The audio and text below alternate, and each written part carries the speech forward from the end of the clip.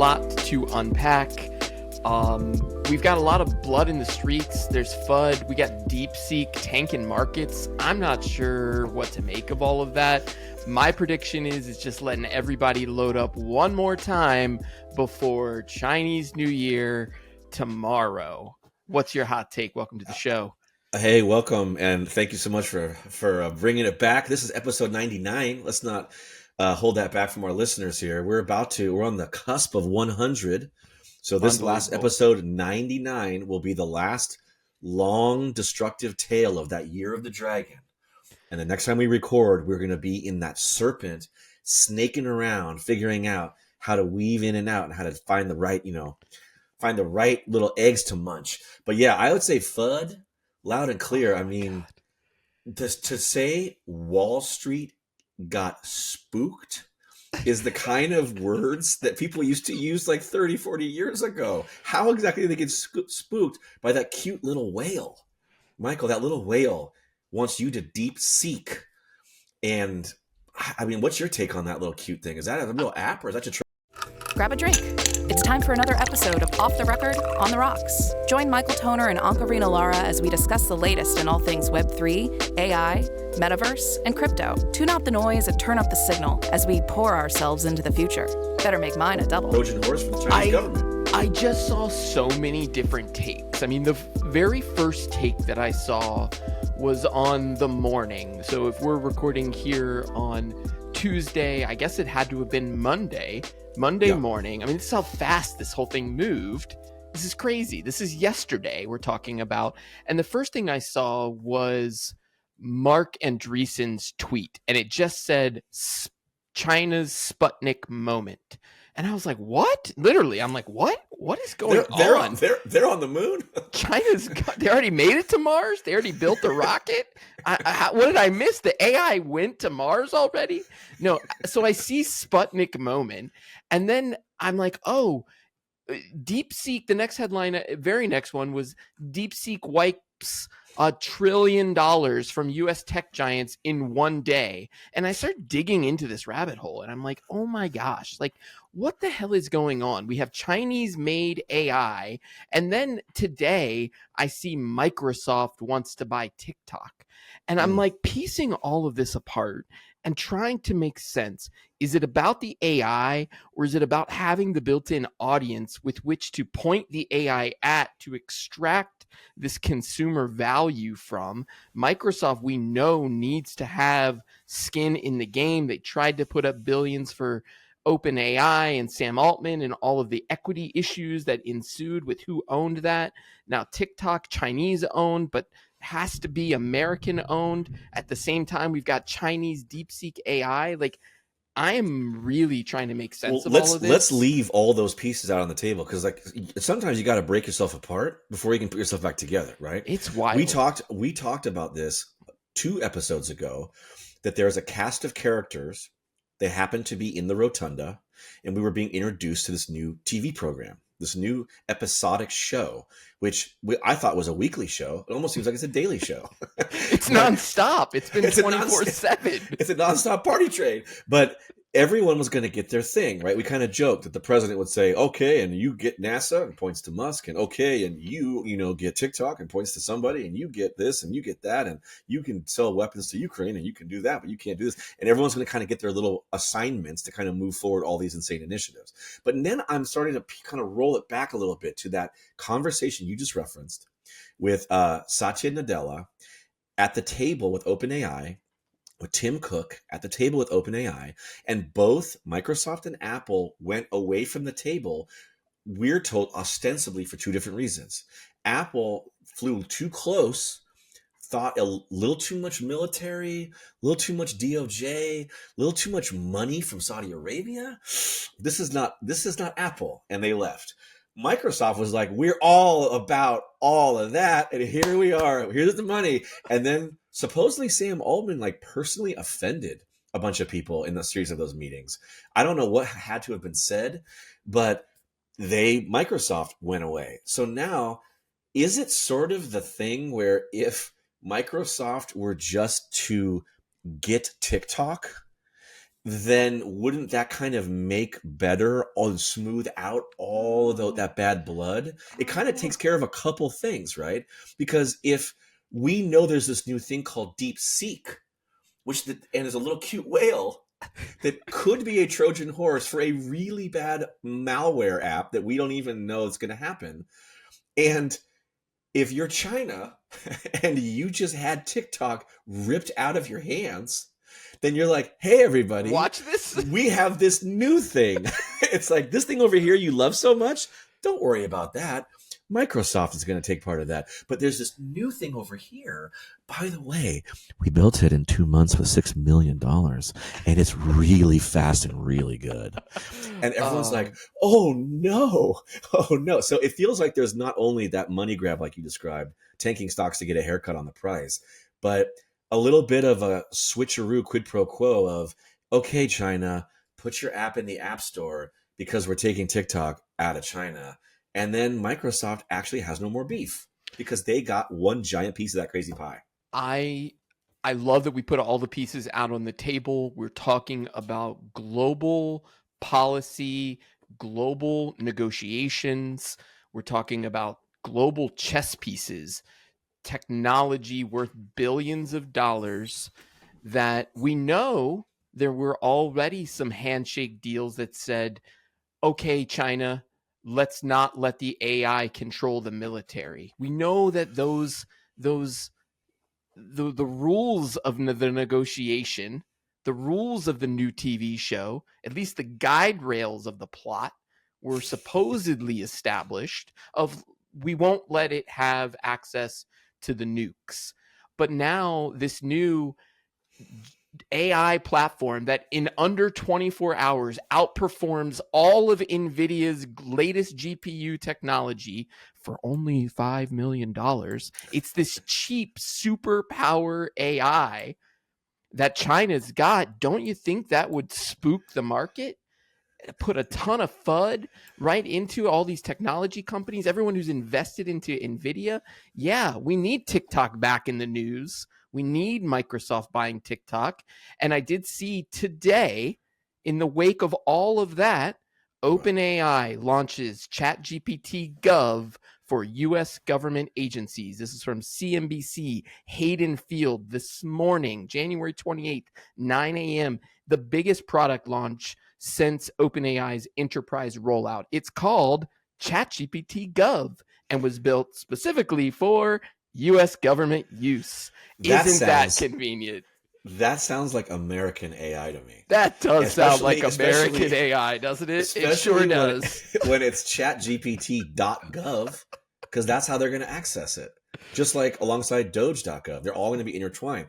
But that just runs right back to what we talked about. We know, because of the way that everybody reacted, everyone knew that Sam Altman was about to cozy himself up with, and we say the government, you're saying that, but I'll take it, the synonym of that really is the American military apparatus.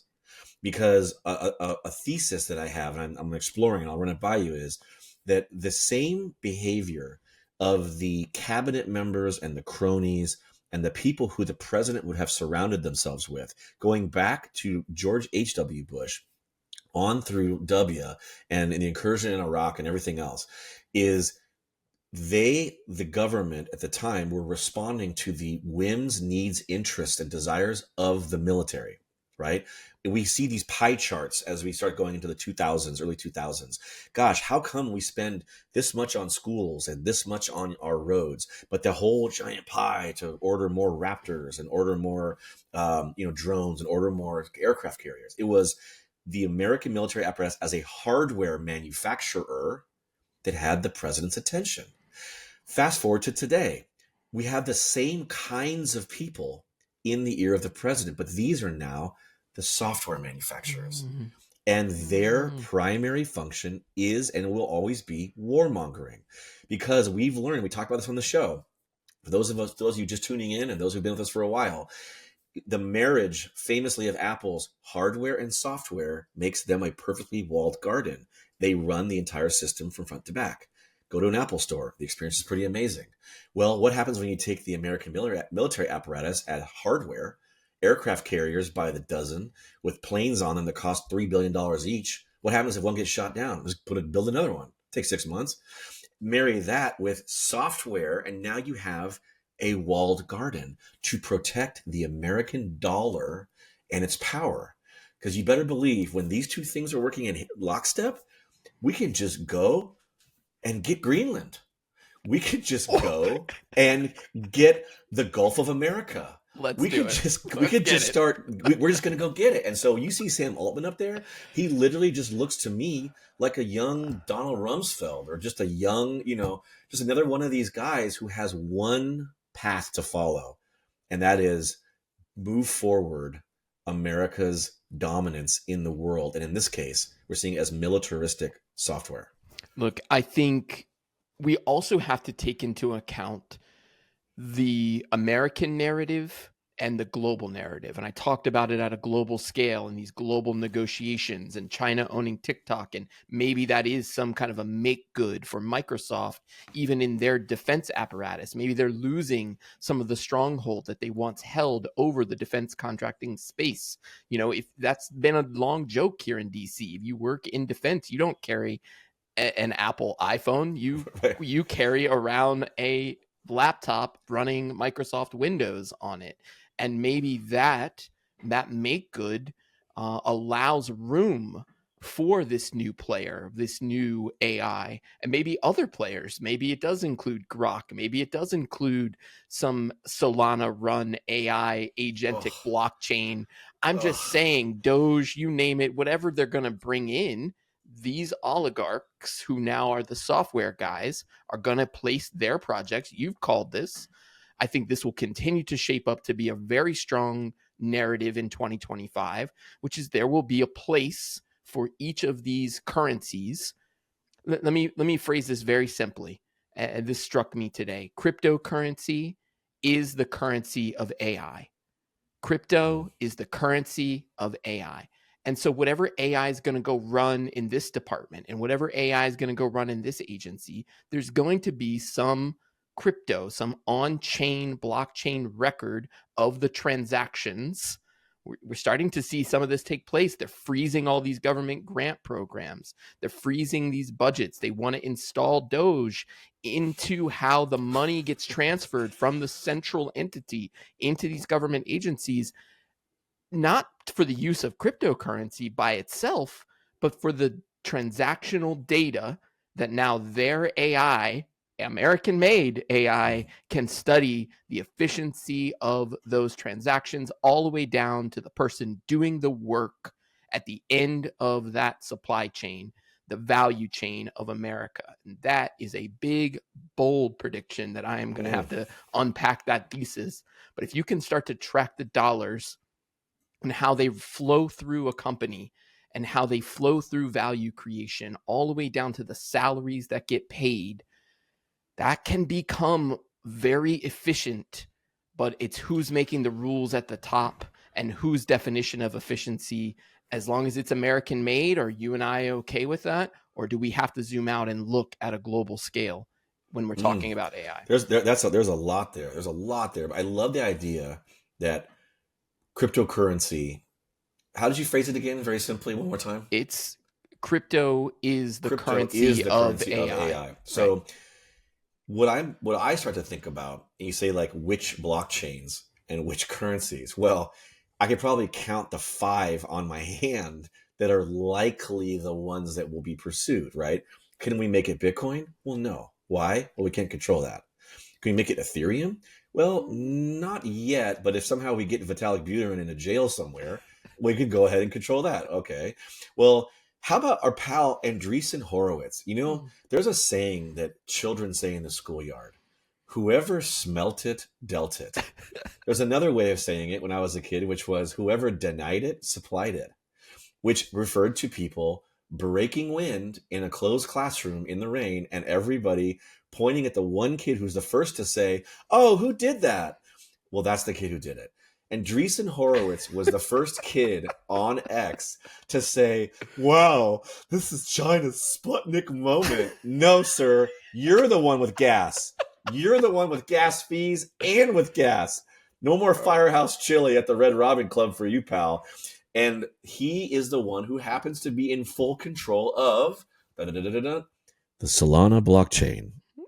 And how about prediction? Because it could be Solana, could be XRP, could be pick any of the guys who are at the rotunda controlling a coin. But Solana kind of sort of feels like the guy since $Trump coin, meme coin, launched on the Solana blockchain.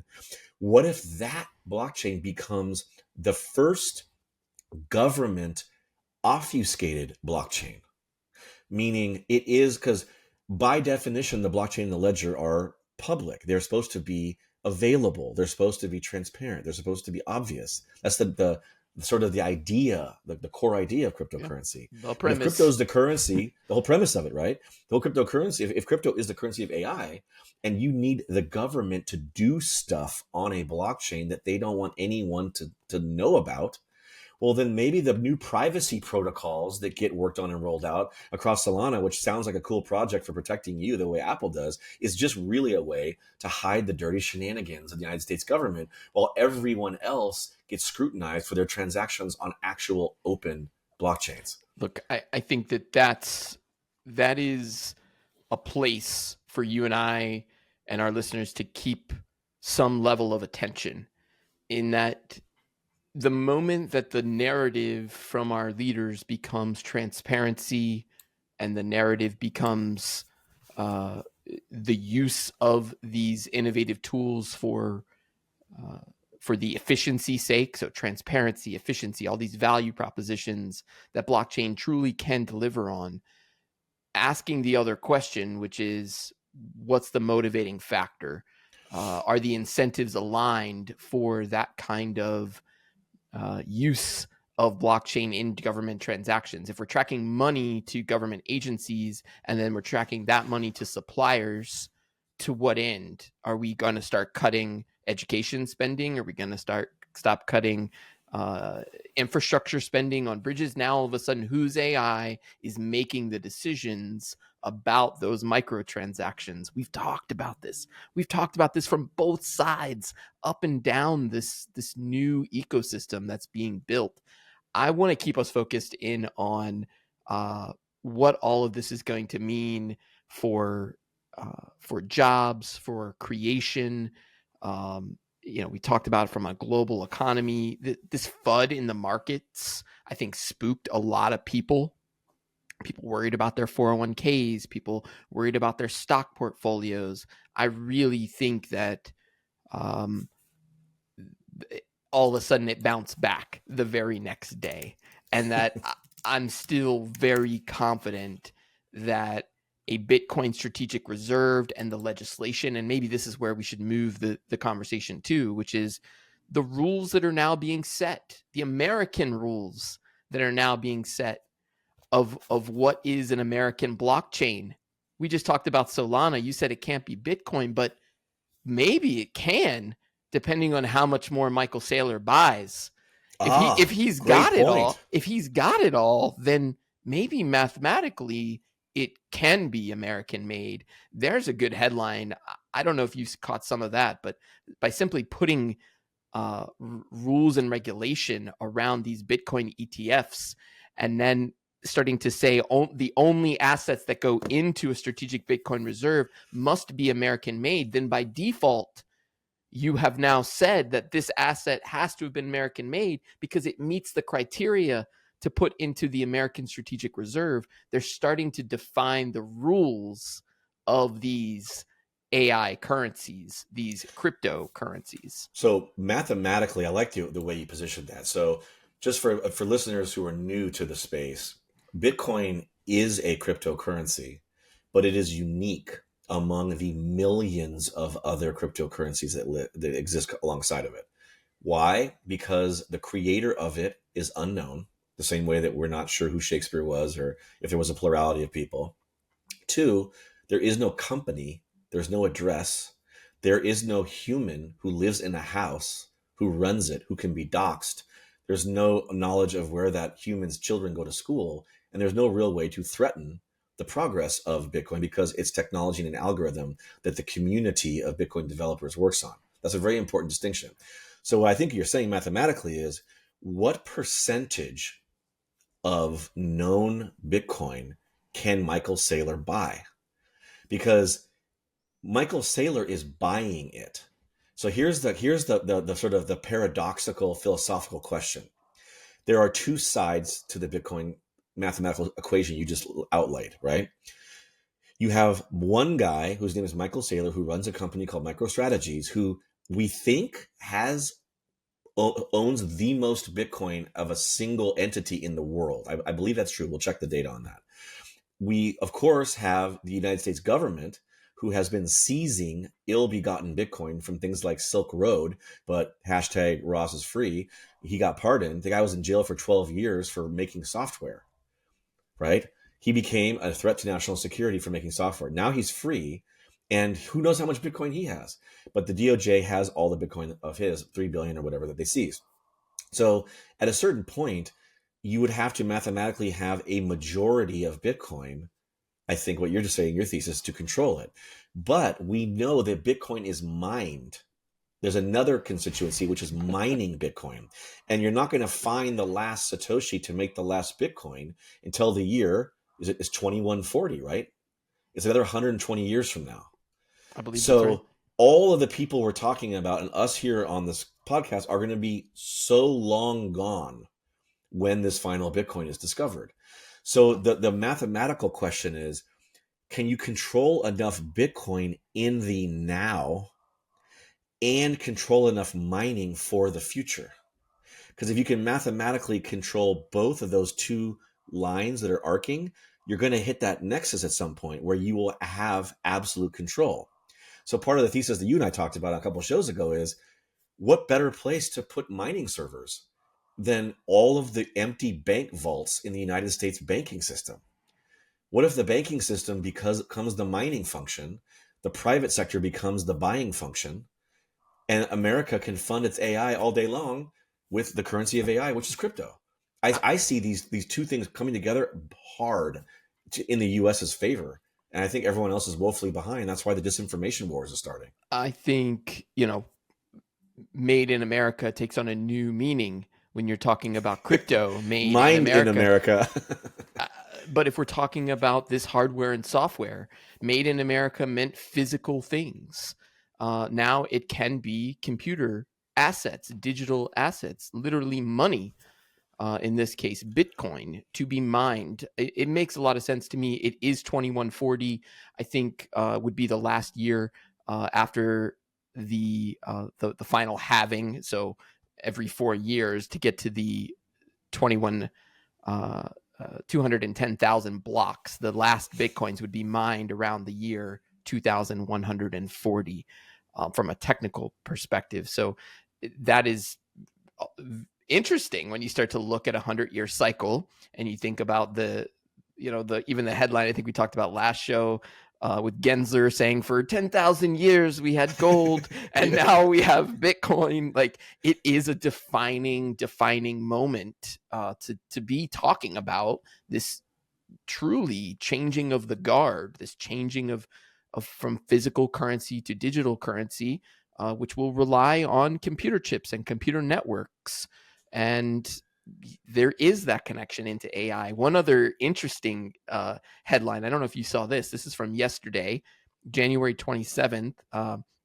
MicroStrategy put out a press release with announcing their proposed strike preferred stock offering. So in a public offering registered with the Securities Act of 1933, they have issued 2.5 million shares of MicroStrategy's Series A perpetual strike preferred stock, aka the perpetual strike preferred stock. That's just the definition of what they are issuing. The next line reads, MicroStrategy intends to use the net proceeds from the offering for general corporate purposes, including the acquisition of Bitcoin and for working capital. He is literally issuing an IPO to the public markets, selling his stock off the New York Stock Exchange to then take that money and go buy more Bitcoin.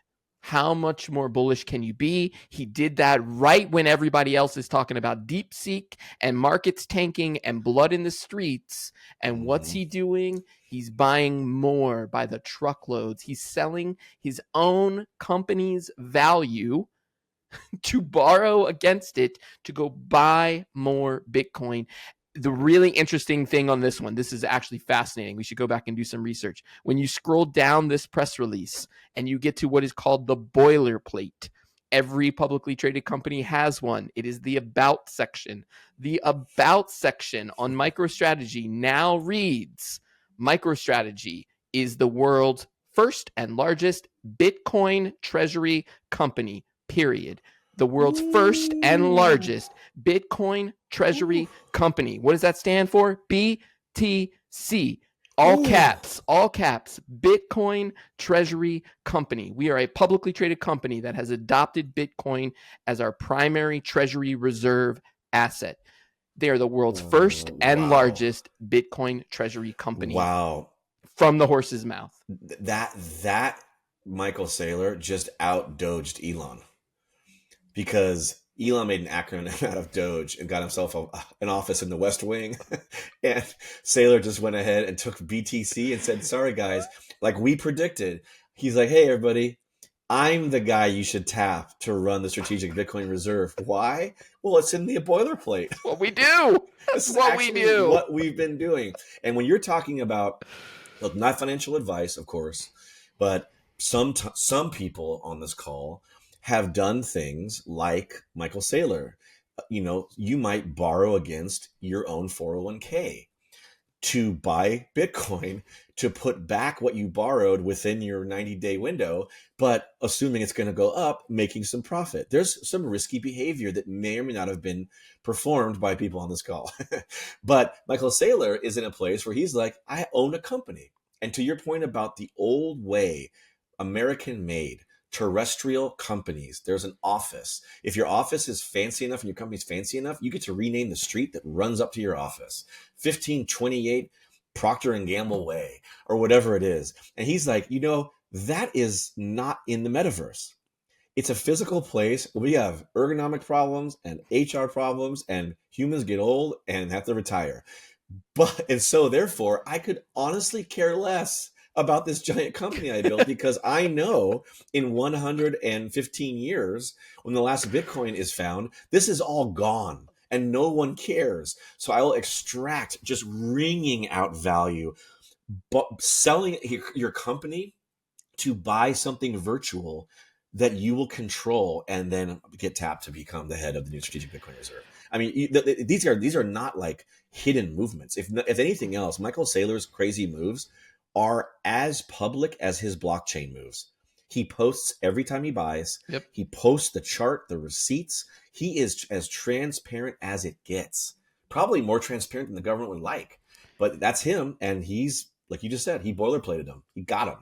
He boilerplated them. That is a great takeaway. He boilerplated. That's a new verb. You got boilerplated, bro. You did. Because if you define that is what you do, of course they are going to get tapped. To me, I'm going to be keeping my eye on Cynthia Loomis. I don't know if we covered it here, but the actual creation of this Senate banking subcommittee chaired by Cynthia Loomis, we have covered her. We know she's got laser eyes. We know she's in Wyoming. Guess who else happens to live in Wyoming?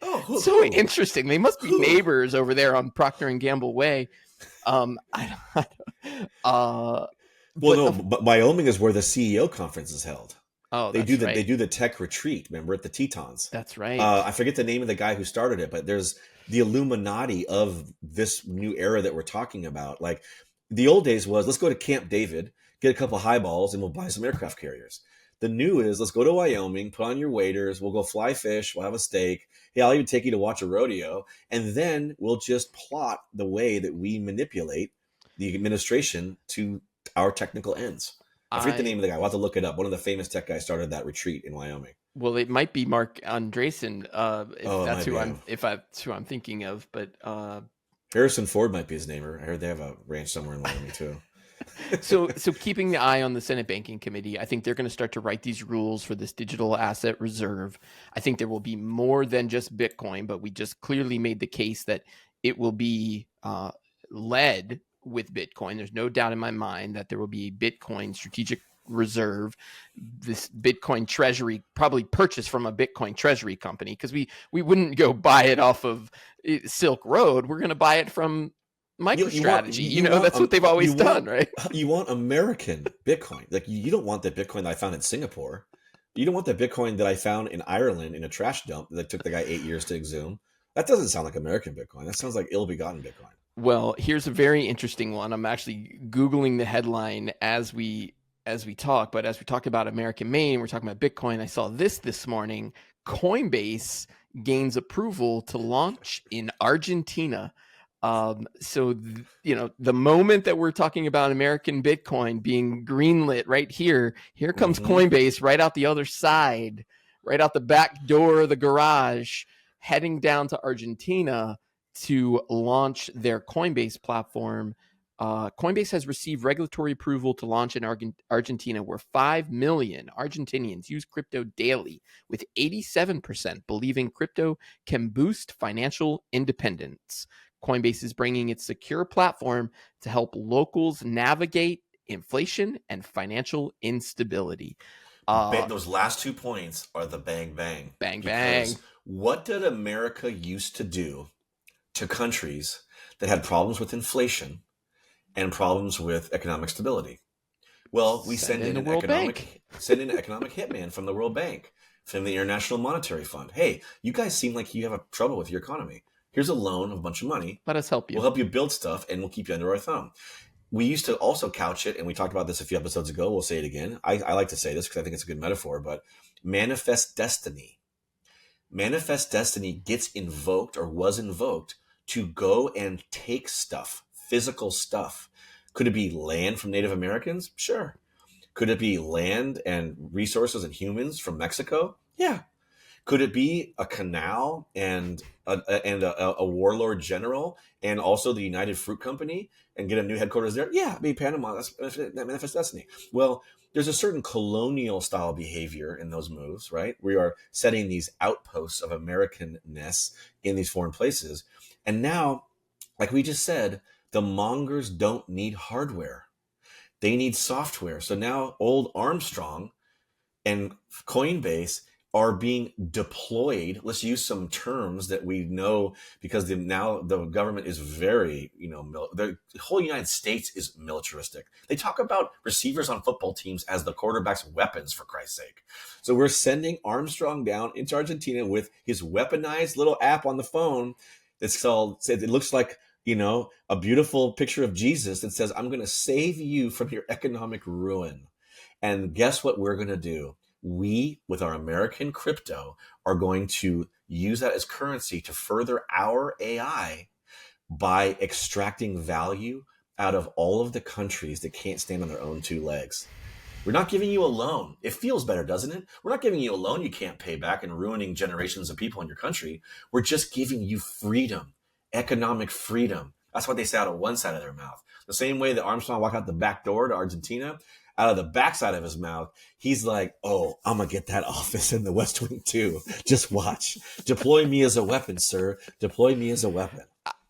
I think, again, one to keep an eye on of how this new currency of AI, how crypto gets deployed in favor of America. We've talked about, Trump now billing himself as the first crypto-friendly president. It is no doubt in my mind, we're in week 2 now.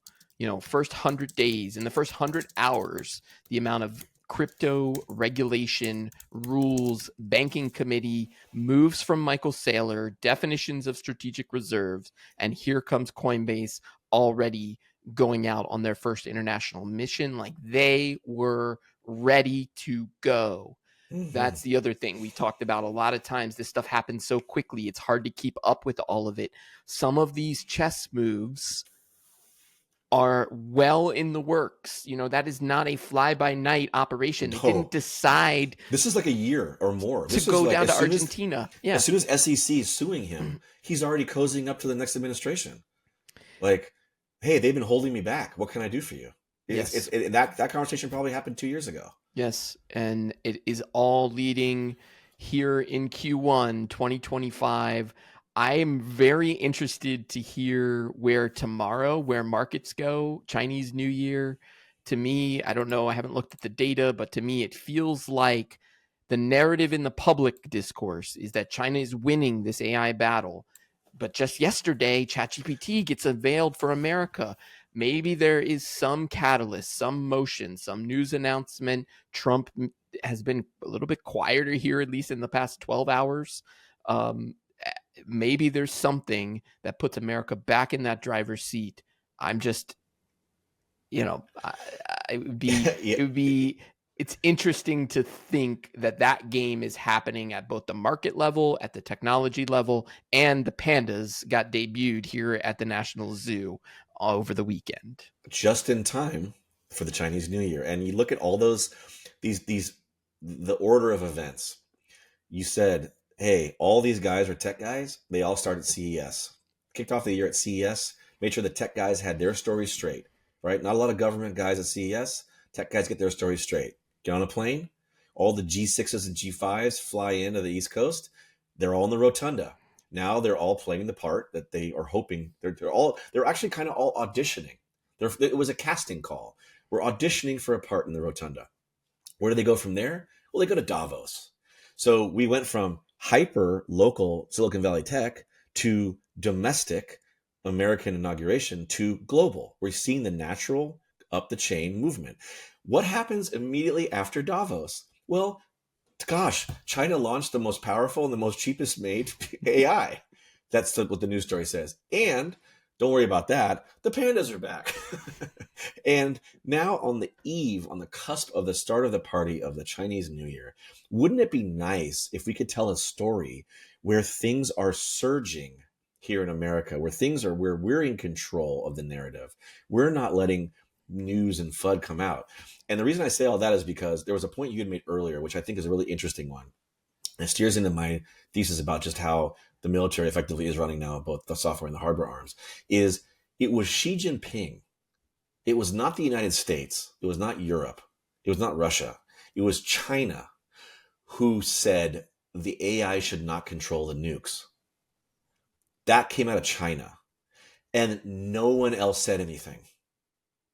So there's this really interesting interplay, I think, where there's a lot of people who got close to Sam Altman and ran really far away from him. They understand what is being developed. And now we're seeing it launch with chatgpt.gov. And like, oh, it's a wonderful government agency. Ooh, I benched the mic, sorry.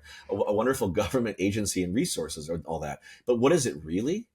It really is about using artificial intelligence to better control the world through our military apparatus. If you look at it in that lens, you better believe it is not the United States who's going to volunteer their hand and say, hey, this American-made AI shouldn't control our nukes. I think they're saying it absolutely should. And I think China knows that could be a big problem. And they're like, hey, wait a minute, guys. We are not going to talk about nukes, are we? And it's just silence. So what I think is really interesting is when you see those, again, the whoever smelt it dealt it.